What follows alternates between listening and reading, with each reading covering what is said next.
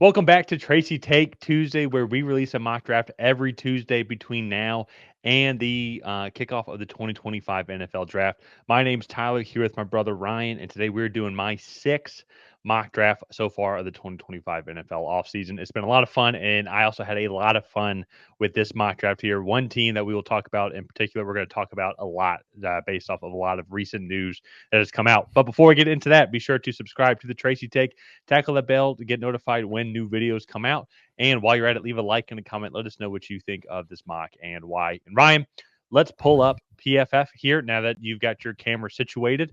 Yep. And so I really try to think outside the box here because and not just be super original. And so one of the things that kind of really kickstart that is like, well, Tennessee that would not take a quarterback then. So what kind of would be some of those options here? It's something I remember, Ryan, you and I, we were talking about off camera a couple days ago.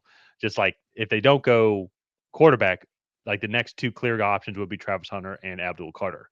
And I Mhm. remember thinking, so Tennessee Titans were down in sacks last year. I think they were like 29th in sacks, but I actually like their defensive line as a whole with Harold Landry, Jeffrey Simmons, and they do have DeFondre Sweat in there as well. But I do think that they need some help in the secondary. And also then too, just on top of that, just getting a guy like Travis Hunter and just he just raises the overall talent in that locker room completely. Just with his overall versatility. Yeah. He's one of the most unique prospects we've seen in a long time. So I'm going to have Travis Hunter go first overall here to Tennessee. I think also too on top of that as well. It's not like Cam Ward or Shador Sanders are surefire things. I think in this Yeah. scenario, they probably end up maybe going the Sam Darnold route and getting a veteran quarterback in there. They maybe even trade for Kirk Cousins. As a Falcons fan, Nashville's not too far away, so maybe he lifts his trade clause there as well.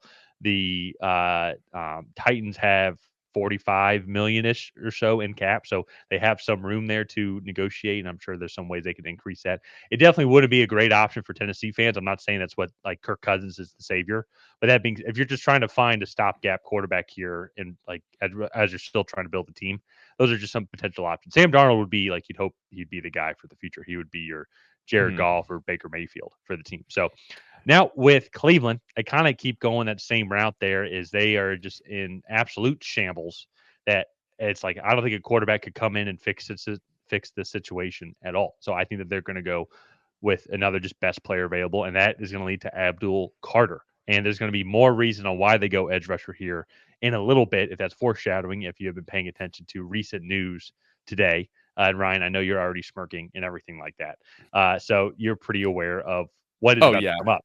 So with that being said, so now New York, of the teams, I think of these three teams who I think could get a quarterback now, could maybe have some success immediately. I do think New York is it's going to be a team. Brian Dable has shown success, like even with Daniel Jones in 2022 to come in and with a pretty impotent offense. He was able to make the playoffs here, and then now with Daniel Jones just falling off the face of the earth these past 2 years, this offense hasn't really been that great at all. But with the addition of Malik Neighbors, they actually did start to develop a little bit of a running game with Tyrone Tracy leading the way. It's possible, like you can go and build and you can see some positive steps taken forward here. So I'm going to go with Cam Ward here, going to the New York Giants. And this to me, I think, is probably best case scenario for your New England Patriots. Now, Shador Sanders is still on the board, the last quarterback that has any like first round grade capability. I would say. I know a lot of people are saying Jackson Dart. I'm not. I wouldn't be surprised if Jackson Dart is taken in the first round. If teams would maybe want to take a flyer on him, and they didn't really like anybody else on the board, but he's going to be a late first round pick at the earliest. And I'm just saying that just because people are talking about it so much. He's probably going to have a more Desmond Ritter, Malik Willis, Matt Corral type draft where he's going to be taken in like the third round, maybe late second. But that's a separate video. Here with your New England Patriots, though, a team that has been in constant communication, or at least it's like Shador Sanders and Las Vegas Raiders have almost been kind of said in the same sentence, I think a billion times so far this offseason and leading up into the offseason. So I'm going to have a trade here. I will kind of go along with that. I believe it was trade. The math kind of works out. So pick 4 and 104 from your Patriots for pick 6, 68, and 180.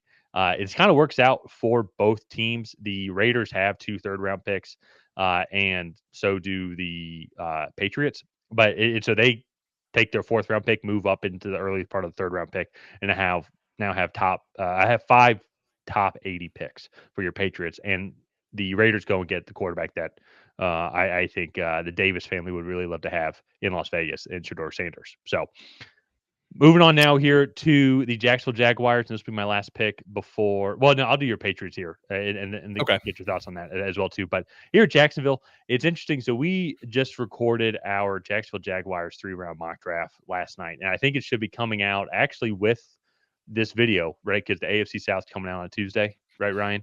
So Yeah. so Yeah. it's going to be coming out around this time as well. And one of the things it was pretty neat in that exercise, won't say who we ended up selecting in that mock draft. You should go check it out. But we definitely realized, like, based off of some of the team needs as for this team. And actually, I'm now it might be wrong. I think I might be having it backwards. But it's one of their position needs is going to be cornerback, and there's a lot more good value, I think, up top. And it's not as deep of a class. Well, offensive line, I think this is a pretty deep class. So as I'm saying this, I'm actually realizing I'm going in reverse. I think a guy like Will Campbell, which is who I ended up selecting here, is going to be a guy that is going to come into the Jacksonville Jaguars locker room. You're going to protect the your franchise quarterback in Trevor Lawrence. Uh, just amazing. He's probably the best offensive lineman in this class right now. He is going to kick into guard, but still, it's going to be a phenomenal upgrade for this team. The cornerback position is another need as well, and so that's why I was thinking maybe Will Johnson if they would want to go here, because the quarterback class does fall off a little bit. I think more than what the offensive line class does, but I think Jacksonville, though, they have 4 picks in the top 100, so they can be very flexible on the route that they end up going here.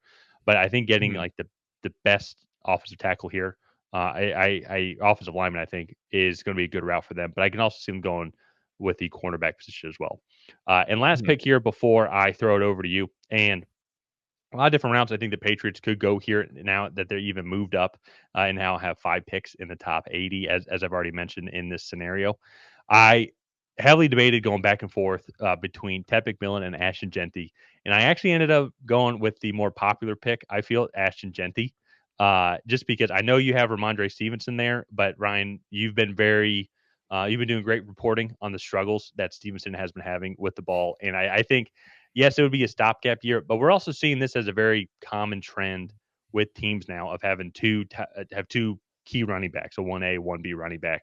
And Ramondre Stevenson, his contract's really only guaranteed up until this year. They can cut him, I think, with very little repercussions, if not even clearing up cap space after this season. And so I think it would be a good 1-2 combo. And then if Ashton Genty just becomes the guy, you can release Ramondre Stevenson at the end of this year, or maybe trade him for pennies on the dollar. But I think Ashton Genty with Drake May in that backfield, I think would be a lot of fun to watch. This also does kind of assume as well, very similar to kind of the Titans or Cleveland as well. Like, this assumes they're going to make free agency moves to address the receiver position as well. So that being said, first 6 picks off the board. I want to throw it over to you and get your overall thoughts. Yeah, I'll say my Patriots for last, and we can go up and kind of do some of the top 3 picks here, because I think this is a realistic scenario. I feel like if you look at what Tennessee does or has in this offseason. They have this number 1 overall pick. You said they have about 45 million in cap space. I think they could very realistically go out and sign one of these free agent quarterbacks like the Sam Darnolds, the Justin Fields, make a move for Kirk Cousins. I'm sure that they could get Kirk Cousins for like a high day 3 pick at this point, just with his contract value and everything. So with that being said, I could really see them making that move and not being in love with either of these quarterbacks and going and getting a Travis Hunter. And with the Browns, Miles Garrett wanting to and requesting a trade, I think is uh, one really signifying that that organization is going to probably enter a rebuild phase, because he has kind of been the glue that's held that defense together through a lot of these trials and tribulations of this of the offense that has struggled for a long time. And so I think getting Abdul Carter come in, kind of replenish that edge presence. Obviously, not Miles Garrett is a Hall of Fame player. You're not going to just go and find one of those guys like right off the rip. But I think going and getting another really impactful edge rusher could help minimize the loss there. And if you do trade him, I'm assuming you're getting at least a first and another top or another day 2 selection at the very minimum there as well. So Cam Ward coming off the top, I like the Patriots trading back and letting the Raiders get Shedeur Sanders, I like as well. Will Campbell, I still feel like makes sense for the Jaguars. We kind of talked ourselves into like Will Johnson or like trade back, I guess, for them. And so I feel like that is a situation where Jacksonville could just be in a best player available because you look, I think Mason Graham, Will Johnson, Will Campbell, even like well, I guess they wouldn't go edge rusher, but even if they want to go with like Calvin Banks or Josh Simmons, whoever's at the top of their board there, I think that could be an impactful player, and they would have a role for that guy there.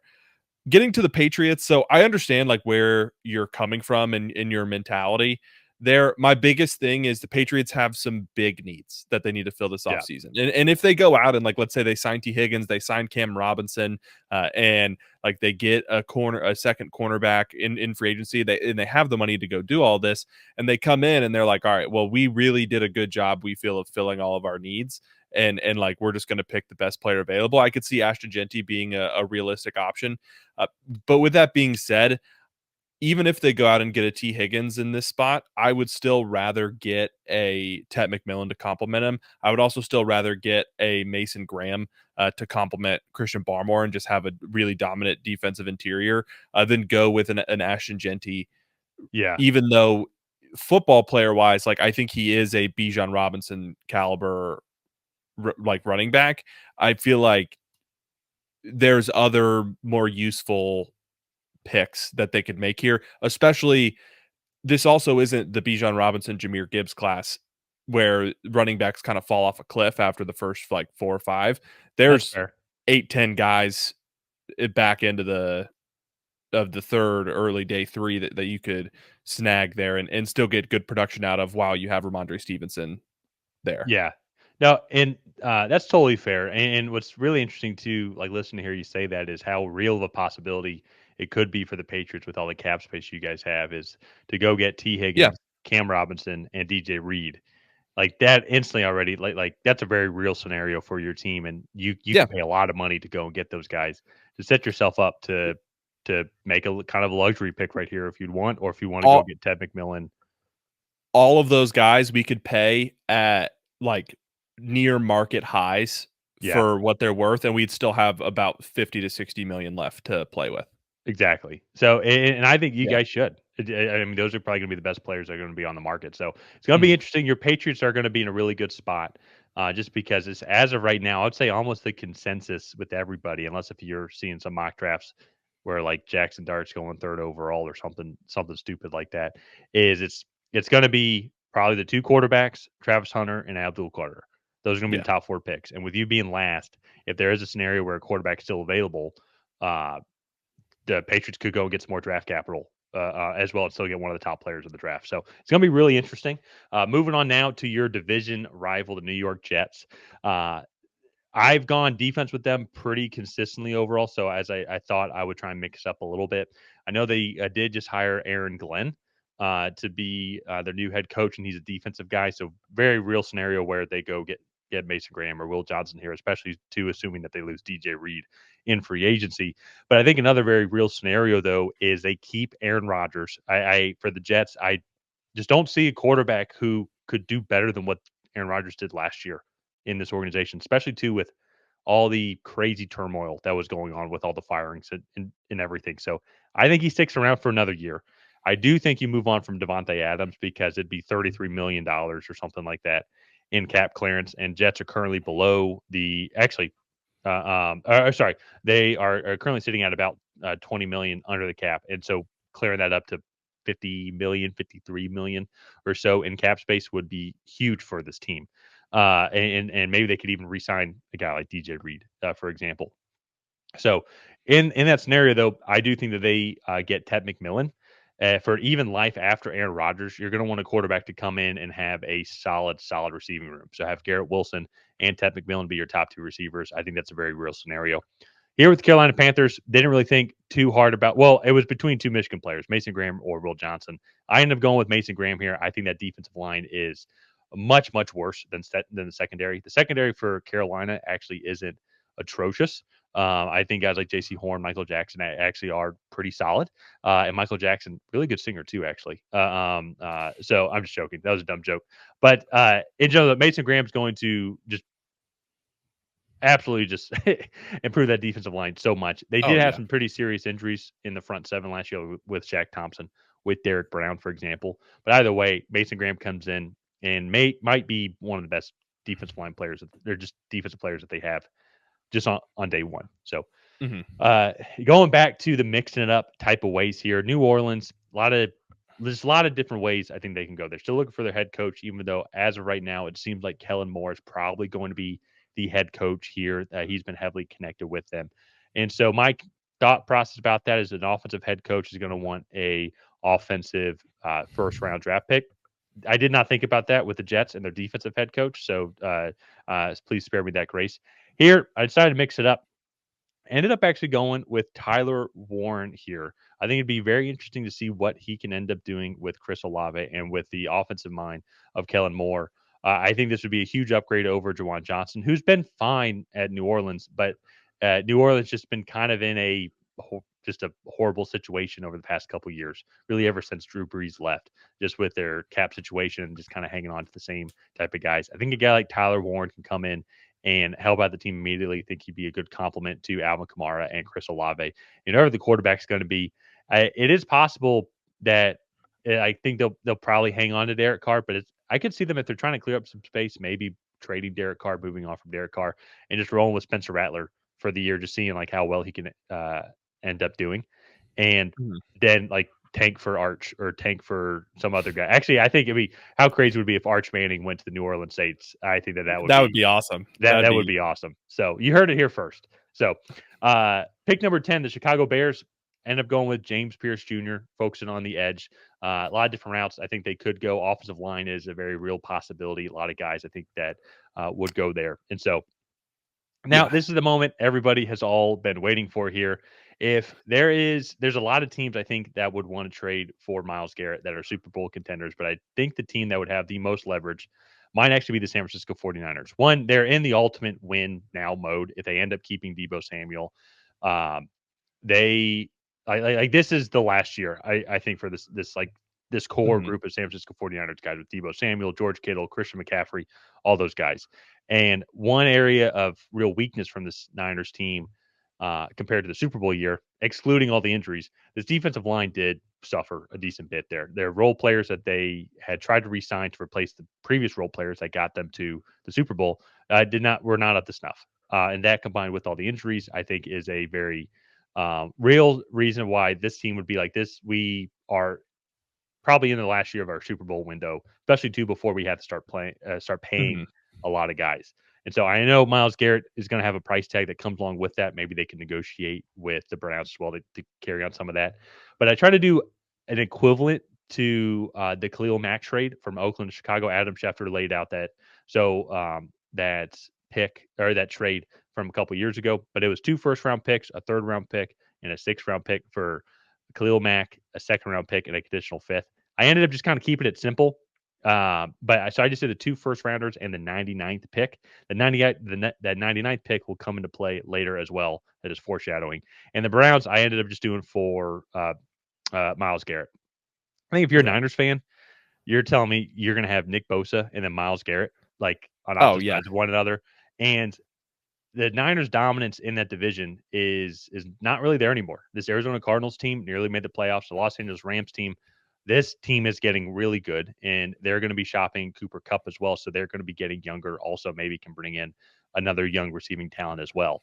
Uh, you're going to need just like the best defense that you possibly can. And Miles Garrett, Hmm. I think, would attract a lot of attention. The Browns, I think, are going to be doing an amazing. Well, I don't want to say an amazing rebuild because they have rebuilt plenty of times over the past 25 years, none of which has been very amazing. Um, what's interesting though about this pick, so if they make this trade, this is definitely going to be before the draft. I highly doubt this is Oh going to yeah. be on draft night. And the way that this board has panned out, it kind of puts them in a very unique situation here. And because do they go offensive line? Do they maybe reach on a receiver? Do they go corner? There's no quarterbacks here, obviously, to be taken. Even though it would be the most Browns thing to do to take a quarterback here, I did end up going with Will Johnson here, addressing the cornerback position, really trying to rebuild that defense as a whole. It still have a solid secondary in general, but I think getting a guy like Will Johnson here, who is the top pure corner outside Travis Hunter. Travis Hunter is just like on another planet, but he is clearly separated himself from like the rest of the corners as well. He did get a little hurt at Michigan this year, so he had to call a season short. But I think he would come in and be an amazing pick for this team here. So Yeah. the rebuild is already in place, and foreshadowing as well. Not the last time you hear of the Browns in this mock draft. So really, Yeah. when having other Browns here, trying to bring up that Northeast Ohio support for the channel. So Yeah. I last think pick. Oh yeah. oh, I Uh, think that makes sense just for both teams involved. yeah, That it would be a good trade. I think the Browns maybe get a little bit more in compensation, but we'll probably kind of so. have to see. There'll probably be more moving parts in that trade as well. Well, and it's possible too as well, like maybe the Browns can cover a little bit more of like the salary cap situation. Because it would be an offload of some salary cap, but maybe not Mhm. everything Yeah. for the San Francisco 49ers to take on. Because 49ers, another thing too about the trade as well, they have nearly $50 million cap space so far going into this offseason. So Yeah. they can withstand like a Miles Garrett type contract as well to go along top of that. Now, what Mhm. other type of like conditional picks that go along with that? Like we can all debate that, but I do think it would be pretty clear it'd be another day two pick in this draft class, which and the Niners I'm pretty sure have like 4 or 5 top 100 top They four had round 4. They picks. had I think they have 2/3 with a compensatory projected Yeah, compensatory pick. yeah. So it would be the compensatory pick. So, but real quick before we get into Dallas, what do you think of some of the other picks here? Yeah, I mean, Ted McMillan makes sense. I think that's a good compliment there with Garrett Wilson already there. They need a big-bodied guy in that receiver room. Hopefully, Malachi Corley can catch on in his second year as well. And you still have Brees Hall in that running back room. So Mason Graham up for uh, Panthers, I think that's a really good fit. Really pick your flavor between him, James Pierce. They need both. So I think that's another good fit. Tyler Warren to the Saints makes a lot of sense. Watching his rise has been a lot of fun. This is a guy that I think you and I were both fairly high on early on in the college football season. Just kind of watching him, maybe not like draft stock wise, but just a guy that we enjoyed watching play football. So Saints getting a Yeah, good player there. James Pierce, that's a good pick. They need edge rush help. This is a deep offensive line and running back class, so they can kind of kick that can down to the 39th and 41st pick, I believe that they have there in the top of the second round. So uh, I think that's going to be good. The Will Johnson one I like. I mean, he's definitely the best player left on the board. One thing they also could have done that I think would have been really interesting was take Mike Green and just double up on two like really explosive edge rushers after trading yeah, Zadarius Smith and now getting rid of Miles Garrett. That might be a little bit redundant. They also, I think, could have gone offensive line, snagged a Kelvin Banks or something. But again, Will Johnson's the best player on the board. And so he'll come in there. You get him across from Denzel Ward. Greg Newsome will kind of become the nickel, like the third guy in the room. And so that'll be interesting to kind of see. Maybe they do another trade involving him and move on from him. But I think all in all, the Browns are coming away pretty solid right now. yeah. No. I think the Browns would like this move overall. And so we'll have to kind of wait and see. It definitely the top players, like just pure athletic players, definitely were off the board by the time like their this 11th pick came up. And so it would have been great for them if like a Ted McMillan fell or if Ashton Genty fell or Mason Graham Mhm. or something like that. Fell. And so that's where it would be interesting to see. I will say if another unique thing about this, if there is they do make this trade, maybe, and they're picking again at 11, maybe it actually would re-incentivize them to take a quarterback at number 2 because, like, hey, we can take the quarterback that we want, and then we know we're going to be picking again at 11, and we can go address the edge rusher position as well. So they could Yeah. maybe invert that Yeah. also. So it's going to be an interesting thought experiment overall because I do believe Miles Garrett is like he wants to move on, and I think he's only 28 or 29. Like he's not really that old. Like he's No, still he's got another 28. Yeah, He's he's 28. 28. So he's Yeah. still got at least another uh, 4 to 6 years, I think, good years left in the NFL Yeah. at minimum. And so, but let's get back in. Let's get back to this here. I am going to start running through them here as we're starting to go over. But Dallas Cowboys, so many different routes they can end up going here. It's Malachi Starks, Luther Burden, Mike Green, Josh Simmons, Mecca Buka, Kelvin Banks, all great picks for the Dallas Cowboys and what they're needing. I ended up going actually with Emeka Egbuka. I think if we're looking for a great compliment to CD Lamb here, I think the guy that had an amazing career at Ohio State, and what was his first down percentage? It's like It was like 68% of his catches were first downs. So yeah. like 2 out of every 3 balls he caught were for a first down. So that's not bad. And I think Yeah. then too, with all the attention that CD Lamb brings, I think Emeka Egbuka could have an amazing career in Dallas. So end up going with him there. Miami's very interesting just overall. I'm still trying to figure out the type of feeling on what they would want to do because they have all these great skill position players, but at the same time, though, just based off what you're seeing in the news and people's reactions, it seems like just things are just in turmoil a little bit, like in the locker room. And so one thing I will say is it does seem like Calais Campbell, he's either going to retire or he's going to go sign somewhere else with another potential contender to go win a Super Bowl. So I think it's just going to leave a, no pun intended, giant void on that defensive line. And so I ended up actually going with Kenneth Grant. I think obviously not going to have the sack production or anything like that, but just a huge guy and a great player from Michigan. One of the one of the two reasons why that Michigan defense was so phenomenal this year. The other reason was Mason Graham. So I think he could come in, fill that role. I think play a very very dominant role early on that Miami Dolphins team. Indianapolis Colts here. First time I believe I'm selecting Benjamin Morrison here. He has declared for the draft, and I think he's a great cornerback as well. Going to have to see how his hip is doing overall, but I think for a team like Indianapolis, keeping him in state as well and really addressing that secondary is going to be huge for this team. My Atlanta Falcons decided to have some fun here. Obviously, edge rusher is going to be a huge need. Cornerback is also, I think, going to be our second biggest need. I really thought about if Benjamin Morrison was still there, would we end up going that route? Maybe we go Jade Barron or Malachi Starks with Justin Simmons hitting free agency, and we can go get another solid, strong safety as well, and it can move him around in the box also. But I decided to keep up with like the fun spirit of this. I ended up actually going with Luther Burden. I think he would do a great job in the Zach Robinson offense. I think he'd be a great complement to Drake London. Darnell Mooney, I think had a good season last year in Atlanta. I do think he was too inconsistent for my liking. He had some really good games, and then he didn't. He was just shy of 1,000 yards. He did miss the final 2 games, so that's not entirely his fault. He would have probably made 1,000 yards for sure.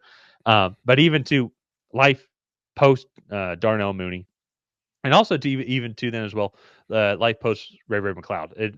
Ray McLeod, maybe he'll be on the team next year, but he needs to be more of a special teams guy. He can't be relied on to be the number 3 receiver. So I think a guy like Luther Burden can come in and eventually work his way into that number 2 role, but also be that speedy slot guy that would work really well in like the motion type offense that Zach Robinson would have. With Arizona here, I think I've gone defensive line for every single pick, so I decided to mix it up a little bit here.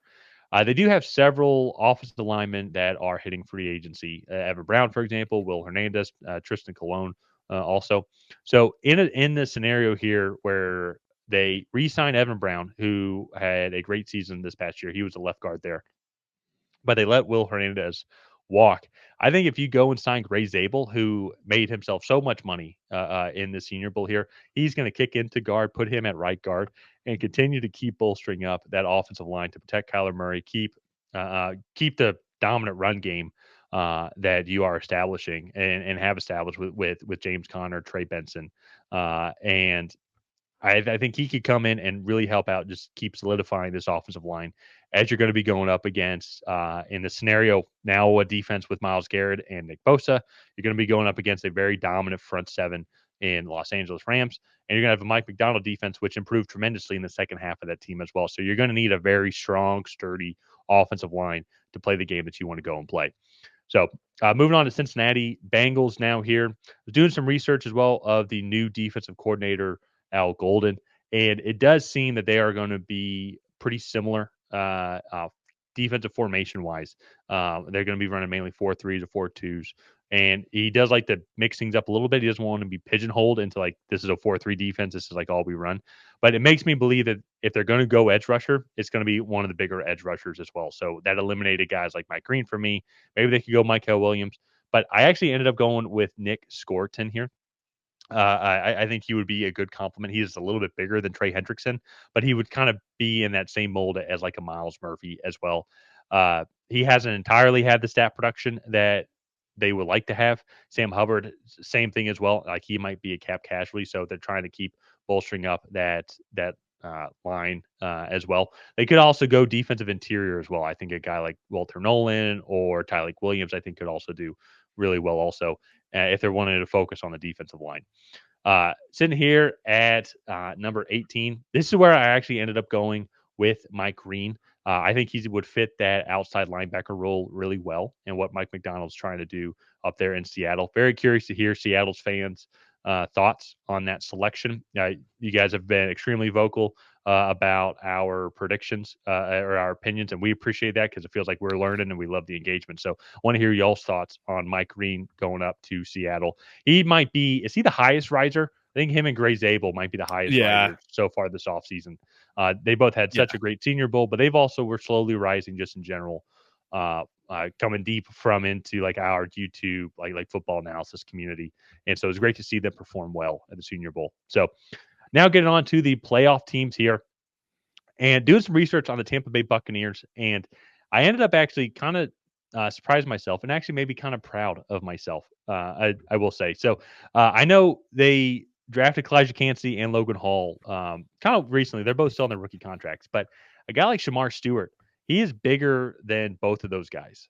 And Vita Vea is also bigger than all three of them combined. But I think a guy like Shamar Stewart with his speed and power, and like you saw the production on film, I know he's an edge, but I think he can kind of kick in to what Tampa Bay's trying to do with that 3-4 defense and be that the defensive tackle, pseudo defensive end nowadays. And he's bigger than both of them, and I think he's going to have more speed. And already Vita Vea takes up so much, just takes up so much physical space on this earth that a guy like Shamar Stewart with his also size and speed, I think would be a great compliment as well. And then get a good rotation going in with Kalijah Cansey, Logan Hall, or if he's just better than them, then he would just take that starting spot. Continue to keep building up that front seven there. It's interesting. I'm curious to hear Bucs fans' thoughts on this. It's just because just the way the board worked out. I could have gone Malachi Starks, but it's I think maybe they can get safety later, but I also think safety might not be the biggest issue. They were just really injured this past year. Offensive line, I think your guys' offensive line is great. It just like I don't know where you could go and improve in the offensive line position as of right now. In my opinion, maybe you could go receiver because obviously Chris Godwin, he's not going to be resigned this offseason. And that's a joke, by the way. This is your first time seeing this. I've been going back and forth with Bucs fans on Chris Godwin being a free agent or not. So, but maybe he'll get re-signed, maybe not. Who knows? But I end up going with Shamar Stewart here. I think he can come in, be in that rotational piece with Kalijah Cansey and with Logan Hall, and potentially can even pan out being even better than those guys just in general. So, with Denver here, that's been my last pick before throwing it back over to you for a quick second, and then I'll wrap everything up in the final 12 picks. But end up going with Malachi Starks here. I just felt it was too good of value overall to pass up. And so, especially too with Tyler Warren, Luther Burden, and Emeka Egbuka off the board, the Broncos can go and get other receivers with their second and third round picks, I think, to go and help out Bo Nix. And a guy like Malachi Starks, I think he's just too good overall. Maybe there's an edge rusher that they really like if they want to help out with that. But I think him just falling to 20, I think he's just too good a value. And I think he would just be a great piece for this Denver Broncos team to just move around all throughout this entire defense. So final break before finishing things up. Ryan, what are your thoughts on the last 8 picks? Yeah, I mean, just kind of going back, starting with the Cowboys here. Emeka Egbuka, that makes a lot of sense. They need weapons for Dak. They could invest in an offensive line. I think that would be interesting for them as well. Kenneth Grant for the Dolphins. Not that they were bad on the defensive front last year, because actually I believe they were like that defense was pretty good, but the loss of Calais Campbell I think will play a big role. They have more outside linebacker style edge rushers, so getting a big meaty guy like Kenneth Grant in the middle makes sense. Ben Morrison, the Colts need corner help. Luther Burden to the Falcons is another really good compliment there. I think you've talked about this like with Drake London. Drake London is a really solid receiver, but Drake London in our opinion needs another guy that can really stretch defenses and really kind of help open things up for him to be the finesse receiver where he's sitting in zones and he's setting guys up on the outside. And I think Luther Burden could definitely be that for him. And I think this Falcons offense could hit another gear with Luther Burden in there. So I really like that pick. Gray Zabel, I think this is probably like the ceiling for him of where he'll go, just because I think he will be locked into that interior spot. Yeah. But with that being said, he was the best offensive lineman at the Senior Bowl. And like that, especially for a guy that was already like somewhat considered like a late first round, early second round pick, like his stock definitely went up. And so I do think that if the Cardinals want to address the interior offensive line there, I think that would be a really solid fit for them to go out and get. So Nick Scorton across from Trey Hendrickson scares me a little bit in the AFC. I think that would be a really solid duo there. Trey Hendrickson, but did he lead the league in sacks this year? I Yeah. thought he had like, what was it, 17 and a half? Yeah. Or maybe I'm thinking of Mike Green, who had 17 and a half at Marshall. But No, he might have had uh, 17 and a half also. I'll look it up here uh, real quick. but I that would be a really good pass rushing duo. The thing I like the most about it though is Nick Scorton plays very disciplined. He's very good in early downs at staying in his lane and not letting running backs really get outside of him. He doesn't get pushed around easily. He does, I think, need to lose like just like 5 or 10 pounds and just play it like a lighter weight. But all in all, I think that's a really solid pick. Mike Green makes sense to the Seahawks. Get some more pass rush help up there. And then Shamar Stewart, Malachi Starks, I think that's good value. I personally am not as high on Shamar Stewart. I see the tantalizing athletic traits. It's just on the field, there were times I felt like he got pushed around for how big he was. I feel like there were also just, I don't know, some more poor reps than you would like for a guy to be taken here, especially in a deeper edge class. And with that being said, like his physical traits and athleticism are very tantalizing. I understand why teams are going to fall in love with him, and NFL coaches are definitely going to look at him and be like, I can get double digit sacks out of that guy just because of his physical traits and size and athleticism. So Well, Malachi, and well, and just real quick with Shamar Stewart, it might also be too like he's so big yet he's playing like an edge role. yeah, Maybe if he is playing on the inside next to Vita Vea, and his whole thing is like, hey, like just like bull rush this guard like just over and over again, and just keep just providing so much interior pressure that could help him out instead of thinking like, okay, I got to set the edge. I'm trying to now. I need to try and get outside this offensive tackle who is quicker than me, or maybe he's not quick enough to get around it. And so it's I think it provides a lot of options for that Tampa Bay Buccaneers defensive line.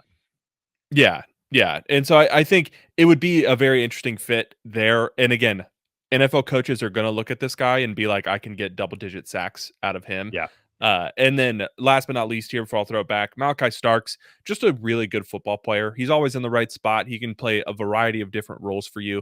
And I think you put him on the back end of a defense, especially with Pat Surtain, Riley Moss, that secondary is already really solid. You go add just the finishing piece to that position. And I think that's going to be um, very, a very good defense for years to come. yeah, yeah. No, I think that's just a solid pick overall. It's maybe not the sexiest of picks like Broncos fans would want, but the way the board worked out, a lot of the top, well, like the main top receivers were gone. I mean, maybe they could go Colson Loveland, absolutely, but Yeah.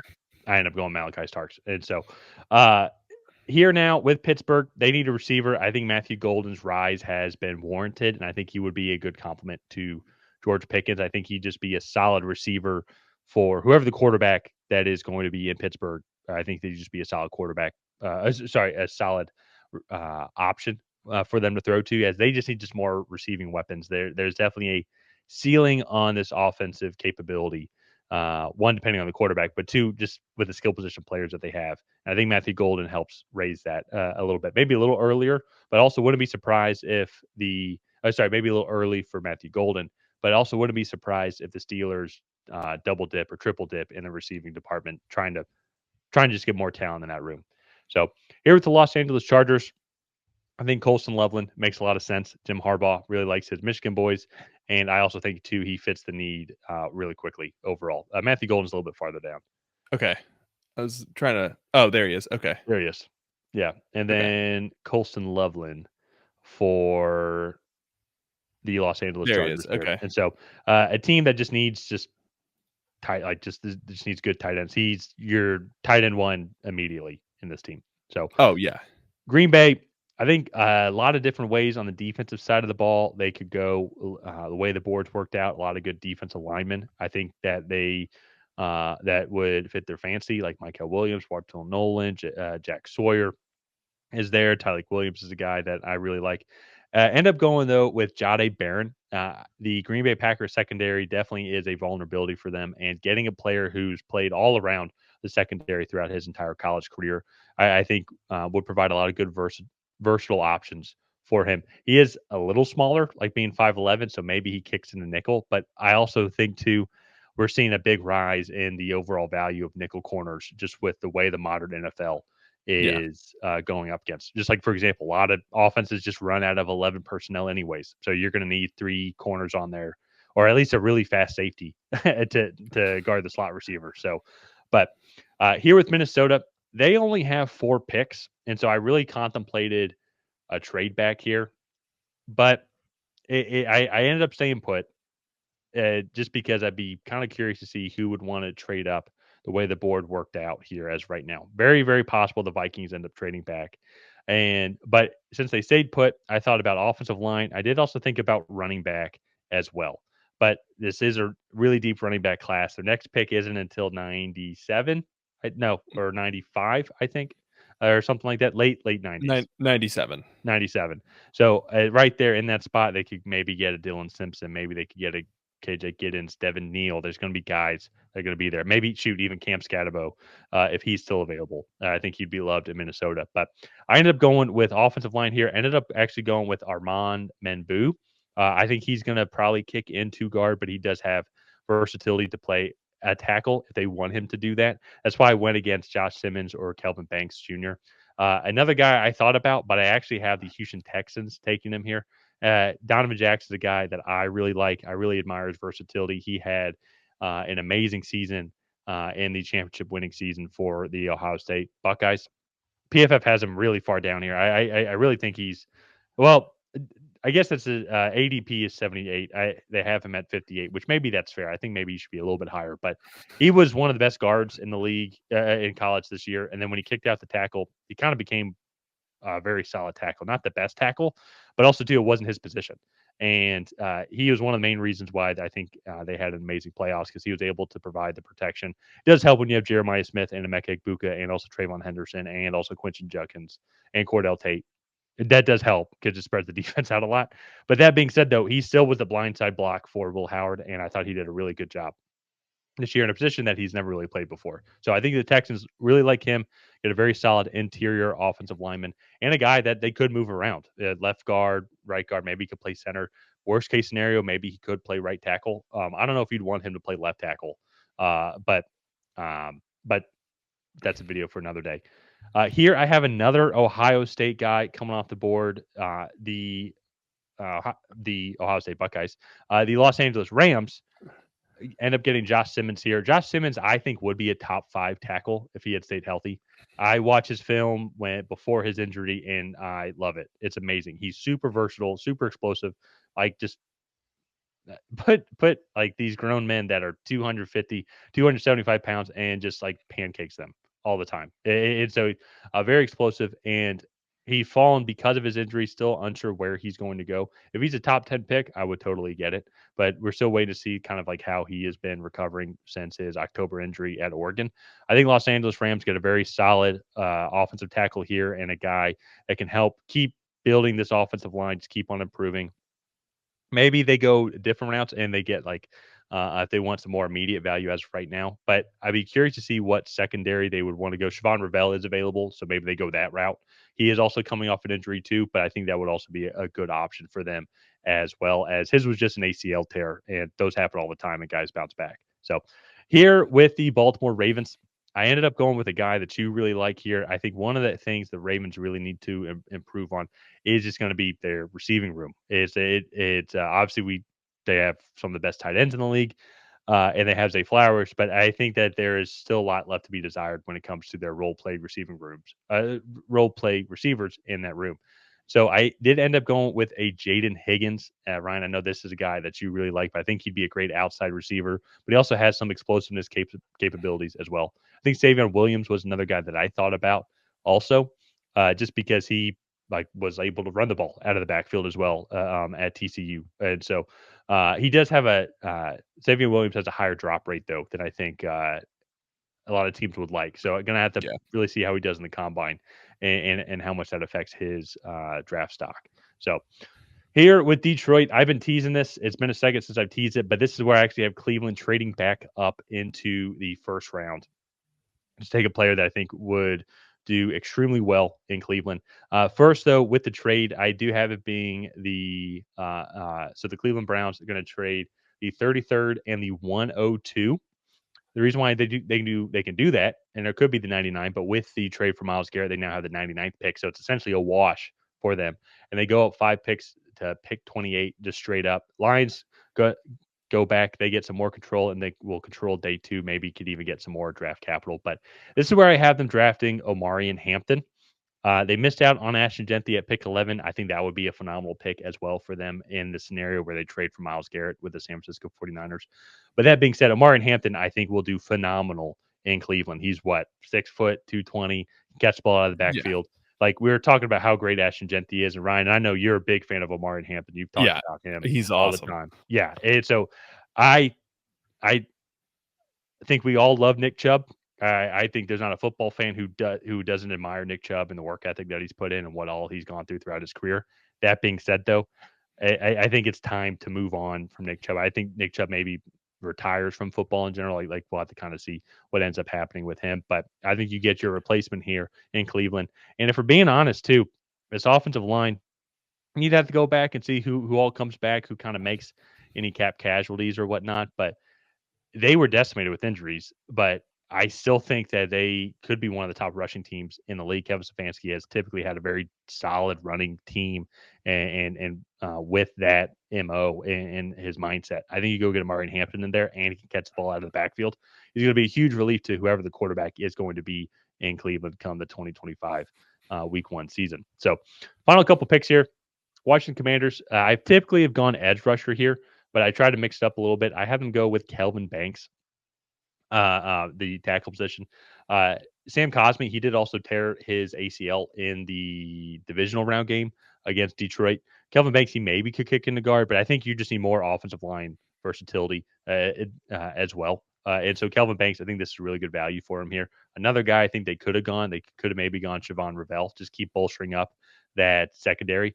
The most likely option that they will end up going is probably going to be edge rusher. That's probably the weakest point on this team as of right now.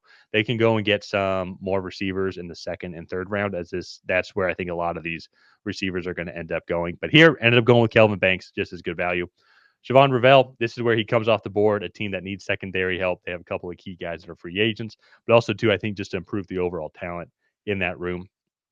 I really like what Sean McDermott's done with this defense. Statistically, they weren't that great, but it felt like they were always kind of keeping them in games, or if not, kind of maybe even dominating some games as well. And so have them going with Siobhan Ravel here. So final two picks, Philadelphia Eagles. To me, similar to Washington, it just seems like edge rusher.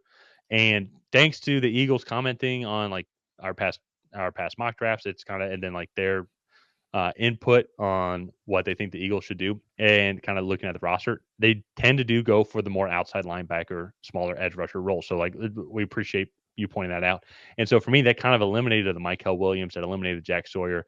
The guy I think that would fit in really well, and I think a guy that has had a good offseason so far, Donovan Ezrake, edge rusher out of Boston College. He fits that tinier, really quick and shifty outside linebacker, edge rusher role that Philadelphia is looking for. And with just the meat that they have in the middle with Jordan Davis and with Jalen Carter, having like super quick, speedy edge rushers is it is like it's just absolutely kryptonite.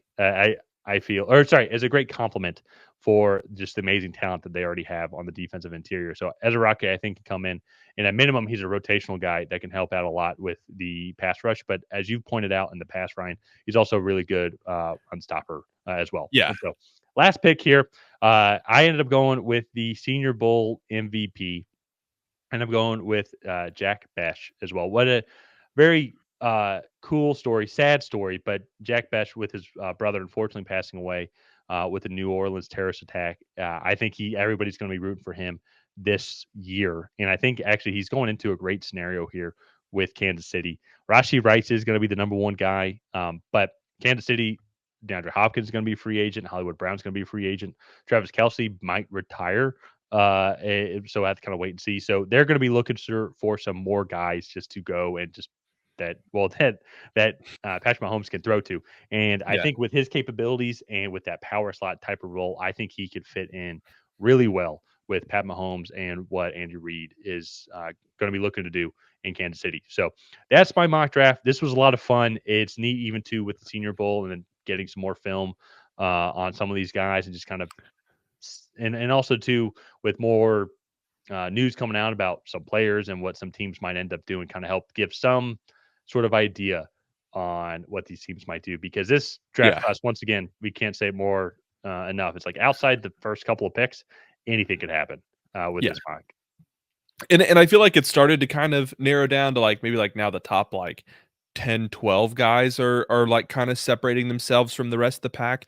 But even then, like you get into picks 14 through 32 in this exercise, and it's like, all right, anybody on this board could in some way be the best Yeah. player available. And so I think it's been really interesting just to kind of recap the last 12 picks or so. Matthew Golden went to the Pittsburgh Steelers. I like that fit. They need another guy to come in there and be a consistent pass catcher. And I think, especially in the second half of the season and in bigger moments, Matthew Golden really kind of separated himself and was the go-to target for that high-powered Texas offense.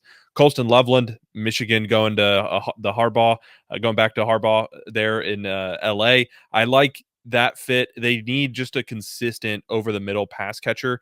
Lad McConkey is kind of that like Z slot, like speedy route runner separator, but you're not going to want him to win a ton over the middle of the field. He's going to take a lot of bumps and bruises. So you get a nice receiving tight end there and Colston Loveland to go and play that role. Jahdae Barron helps come in and fill that void for the Green Bay Packers in that secondary.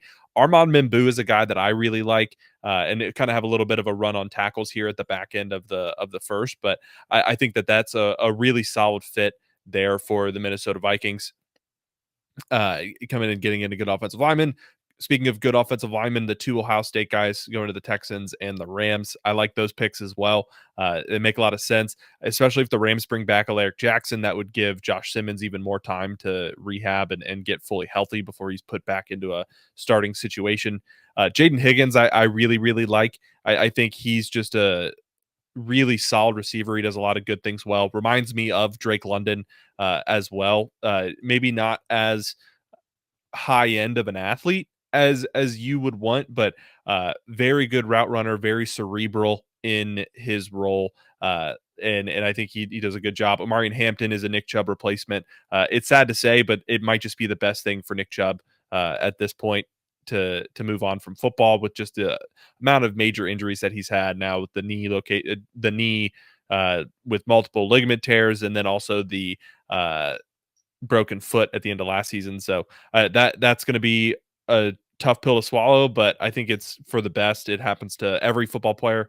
Calvin Banks for the Commanders, that's a really good value there. If he's down here at 29, I think that would be a really, really solid pick. Siobhan Ravel, another big swing at corner. They took Kaiir Elam in a similar spot a couple years ago, but Kaiir Elam is just not working out for them. So Oh, go yeah, get no, an it's not. yeah, not at all. Donovan Ezaraku, another good pick there, and then Jack Besh is one of probably everybody's draft favorites right now, coming out of the Senior Bowl and just his story. So, all in all, I mean, this is another very unique draft, another draft with multiple new names, I believe, for you. And it's just going to be really interesting to kind of see as this process goes along. We've have one big check mark done with the Senior Bowl. Now up next in like 3 weeks, actually, we have the Combine. And then from there, we're a month and a half out from or a couple months out from the draft itself. Yeah. Yeah. No, and just to touch on the point you said, I think you're right. Like, the more I think about it, is like outside of Tyler Warren, if you go back and look at my top 10, top 11 picks, all those guys have been in our, and I think a lot of mock drafts pretty consistently. Maybe I think this is Yeah. the highest I've had Emeka Egbuka. It's the highest I've had Tyler Warren. But that being said, though, I can see them being top 15 picks. And so those guys, maybe I could see falling a little bit more than like a James Pierce Jr. or Ted McMillan, so to say. Mhm. I think those guys have pretty much kind of solidified themselves as the top 10 picks.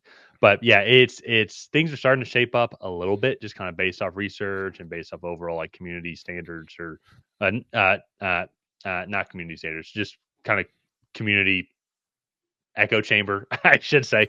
If we're all just in an echo chamber because we're picking the same people. But who knows? Because come draft night, it could be Jackson Dart going first overall. It's like we have no idea.